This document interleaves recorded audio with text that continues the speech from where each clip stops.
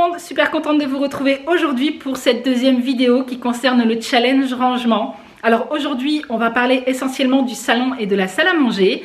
Je vais vous montrer les différents rangements que moi que j'ai adaptés pour ranger tout ce qui est jouets, télécommande, chargeurs, enfin voilà, toutes ces petites babioles qui traînent par-ci par-là et qui créent du désordre dans un salon ou dans une salle à manger. Je vous partagerai également l'avant-après de mon challenge rangement à moi. Donc moi je me suis essentiellement occupée de mon bureau et des tiroirs de mon meuble parce que franchement il y en avait fort besoin. Surtout mon bureau, c'était un boxon mais monstre. Franchement il y avait du désordre mais partout. Surtout en ce moment en plus où voilà, je suis beaucoup sur mon bureau, je travaille beaucoup. Donc il est petit, il n'y a pas forcément de solution de rangement. Donc j'en ai créé une, voilà. Donc je vous partagerai tout ça tout à l'heure. Et pareil pour mes tiroirs, voilà, ce sont des tiroirs un peu fourre-tout, genre le tiroir où on met un petit peu tout et n'importe quoi à l'intérieur. Donc il fallait vraiment que j'effectue un rangement, un tri, un désencombrement et qu'il fallait que je jette énormément de choses. Donc voilà, bref, je vais tout vous partager donc dans la suite de cette vidéo. Donc à la fin, je vous partagerai également d'autres idées que j'ai été choper sur Pinterest, sur d'autres sites internet ou même pourquoi pas en magasin. Voilà, ce week-end je vais aller faire les magasins, donc il se peut que je vous partage 2-3 petites astuces ou 2-3 petits bons plans. Je vais vous laisser avec la suite de la vidéo et on se retrouve tout à l'heure. Comme j'ai pu vous le dire dans mes précédentes vidéos, pour mener à bien un challenge, il faut vraiment y aller étape par étape. Donc on commence doucement, seulement 15 à 20 minutes de rangement par jour. Après ça peut être par exemple un tiroir, une catégorie d'objets ou peu importe, mais chacun y va à son rythme. Donc pour éviter de se fatiguer inutilement et partir dans tous les sens, moi ce que je vous conseille de prendre c'est vos notes, vous savez celles où vous avez noté tout ce qu'il fallait faire, tout ce qui vous dérangeait au quotidien dans chaque pièce.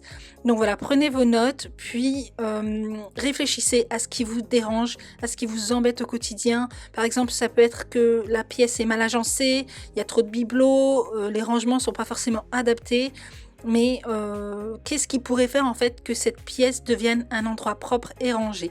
Donc avant de ranger l'intérieur de nos meubles, on fait de la place, hein, déjà pour commencer.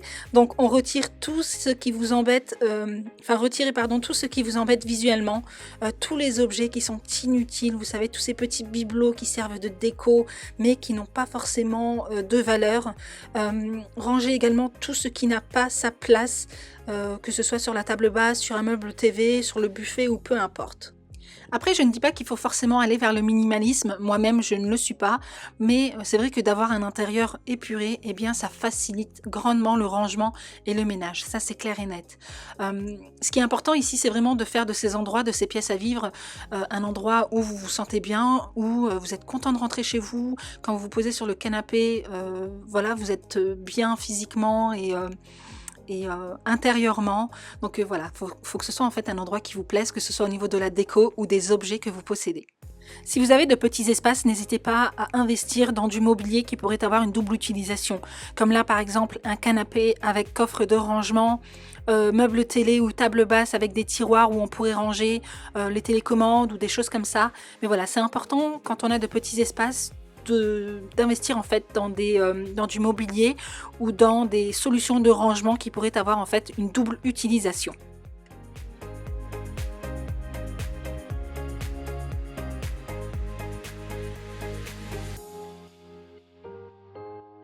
Pour ma part, j'ai choisi mon meuble TV pour créer des espaces de rangement parce qu'il est facilement accessible pour tout le monde et du coup j'ai préféré en fait tout rassembler à un seul et même endroit pour faire en sorte que ce rangement soit optimal et pour moi et pour tous les membres de ma famille. Alors d'un côté de mon meuble, j'ai décidé de ranger tous les petits appareils électroniques, vous savez, que ce soit chargeur, télécommande, batterie et ainsi de suite, tout ce dont on se sert régulièrement mais qui crée du désordre quand ceux-ci n'ont pas forcément de place attribuée dans la maison. Donc j'ai décidé de les ranger dans des boîtes qui viennent de chez Ikea. C'est des nouveautés d'ailleurs, hein, elles viennent de sortir. Sinon ici vous en avez d'autres qui sont très bien également, que l'on peut superposer, mais qui sont quand même légèrement plus chères que celles que moi j'ai. Donc quand elles ne sont pas forcément visibles, rien ne vaut de mettre des 1000 et des 100 dans des boîtes de rangement, prenez le plus simple possible. Donc dès qu'un chargeur traîne, peu importe à qui il appartient, il sera rangé ici. Donc voilà, c'est beaucoup plus simple pour moi parce que je sais où ranger les choses. Et pour les personnes qui recherchent l'objet, eh bien ils savent où le trouver. On passe ensuite au rangement jouet. Donc là encore, j'ai optimisé l'espace de mon meuble TV. J'ai décidé de tout ranger à l'intérieur pour que ce soit accessible pour mon fils. Donc moi, je fais partie des personnes, voilà, ça me dérange pas du tout d'avoir des jouets dans le salon. Mais c'est vrai que ça doit quand même rester un espace agréable pour tous les membres de la famille. Donc c'est la raison pour laquelle j'ai décidé de les ranger à l'intérieur du meuble.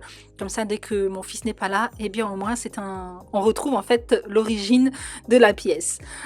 Ici, je vous mets quelques idées de rangement jouer dans le salon, mais voilà, après ça dépend un petit peu de l'espace que vous avez, mais moi ce que je vous conseille c'est surtout d'optimiser l'espace pour faire en sorte en fait que le rangement soit simple et à la portée de l'enfant. Il faut surtout pas oublier de sensibiliser tout le monde au rangement et les enfants aussi, donc il faut vraiment faire en sorte qu'ils gagnent en autonomie et de tout mettre à leur niveau. Ils ouvrent, ils jouent, ils rangent et ils ferment. Voilà, il faut vraiment que ce soit très très simple. Moi je vous conseille également d'avoir un petit espace parce que ça va nous obliger en fait à effectuer du tri régulièrement et de remonter les objets, les jouets les plus encombrants dans la chambre. On passe ensuite à la salle à manger et au buffet. Alors comme vous pouvez le voir, je n'ai pas énormément de déco. Je ne raffole pas beaucoup de tous ces petits éléments de décoration, de tous ces petits bibelots qu'on peut retrouver dans des magasins qui ne coûtent pas cher, type Jiffy, Action et ainsi de suite, qui nous incitent d'ailleurs à acheter ce genre de choses parce que voilà, aujourd'hui on peut trouver de la belle déco pour pas cher. Mais je réfléchis toujours au fait en fait que ça va prendre la poussière, qu'il va falloir que je dépoussière et ça va me créer du rangement supplémentaire. Donc je préfère partir sur de la déco épurée pour vraiment me faciliter le rangement et le ménage. Alors j'ai moi aussi décidé de procéder au rangement des tiroirs de mon buffet. Alors il y a un de ces tiroirs qui sera gardé pratiquement vide et sans rangement parce que j'ai appris en fait avec le temps que le rangement c'est vraiment propre à chacun. Surtout quand on vit dans une famille de 5 personnes et encore plus quand on a des enfants. Généralement eux veulent garder, vous savez, tous les petits jouets Kinder, McDo et ainsi de suite, alors que moi je pourrais facilement les mettre à la poubelle, mais voilà, je les garde quand même parce que je sais que ça va passer avec le temps, ils vont les oublier et du coup moi ça me permettra de les jeter un petit peu plus tard. Mais voilà, je préfère en fait avoir un endroit bien spécifique pour les objets qui n'ont pas leur place dans la maison que d'en avoir partout, et c'est la raison pour laquelle je garde généralement les tiroirs de mon buffet vides. On passe ensuite au rangement de la vaisselle. Alors là, j'ai pas vraiment d'astuces à vous partager. Dans mon vaisselier, dans mon buffet, j'ai simplement un côté où je range les verres et d'un autre où je range les assiettes et les plateaux pour apéritifs. Après, c'est vrai que moi, pour ma part, je fais quand même la distinction entre la vaisselle que j'utilise tous les jours et celle dite spéciale invitée occasion, parce que j'aime créer en fait une belle ambiance avec de la belle vaisselle quand je reçois. Mais c'est aussi quelque chose que je fais de plus en plus pour nous aussi. Parce que voilà, on n'est pas obligé d'attendre d'avoir des invités à la maison pour manger dans de belles assiettes. Mais c'est vrai qu'avec ces années, j'ai accumulé pas mal de choses et ce sont des choses que j'utilise quand même assez régulièrement. Donc voilà, j'ai simplement fait en sorte que mon rangement soit optimal et efficace quand j'ai besoin d'utiliser quelque chose de spécifique. On passe ensuite à l'endroit qui me posait le plus de problèmes dans mon séjour, c'est mon bureau. Donc là, on peut voir l'avant et vous allez voir l'après. Quand j'ai commencé à travailler de la maison, je me suis installée un bureau dans mon salon parce que voilà, j'ai pas forcément de pièces supplémentaires pour accueillir un bureau. Donc quand j'ai acheté ce bureau, je me suis dit que j'allais prendre quelque chose de joli qui aille avec ma déco, sauf que j'ai pas forcément pensé rangement. Donc je me suis vite retrouvée avec un bureau en désordre puisque je n'avais rien pour pouvoir ranger tous mes documents. Je m'étais acheté donc le meuble noir à tiroir, sauf que il ne rentrait pas sous mon bureau. Voilà, il était à roulettes et j'ai pas plus réfléchi que ça.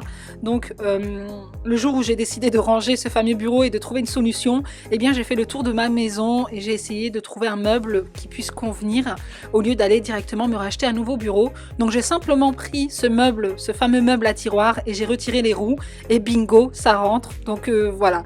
J'ai un espace de rangement qui est facilement accessible pour moi. J'ai tous mes documents à portée de main et un bureau qui est rangé. Donc moralité de l'histoire, pour qu'un rangement soit réussi, ça doit être avant tout un rangement réfléchi. Donc avant d'investir dans du mobilier ou dans des solutions de rangement, réfléchissez vraiment à vous demander, à vous poser la question si c'est réellement pratique, si c'est accessible et si c'est réellement efficace pour vous au quotidien.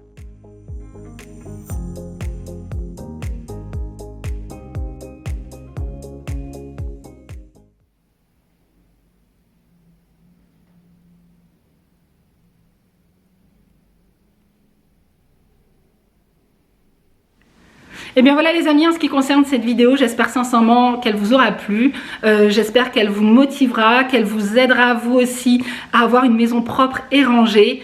N'hésitez pas à me rejoindre sur ma page Instagram qui est consacrée 100% à l'organisation maison, famille, ménage, rangement et ainsi de suite. Je vous mets le nom juste ici. Donc nous sur Instagram on a déjà commencé il y a maintenant 3 semaines. Donc si vous voulez avoir tous les détails de mes rangements ou d'autres solutions, d'autres idées rangement, n'hésitez pas à venir m'y rejoindre. Donc nous on se retrouve mercredi pour la suite du challenge et là on va s'attaquer aux chambres et au dressing. Haha, la bête noire un petit peu de tout le monde. Donc voilà, si cette vidéo vous a plu, n'hésitez pas à la liker, n'hésitez pas à vous abonner si ce n'est pas encore fait. Et donc en attendant une prochaine vidéo, prenez soin de vous et puis moi je vous fais plein de gros bisous. How long has it been since I kissed you? I don't wanna wait. How long has it been since you held me? I don't wanna wait. How long has it been since I felt like this?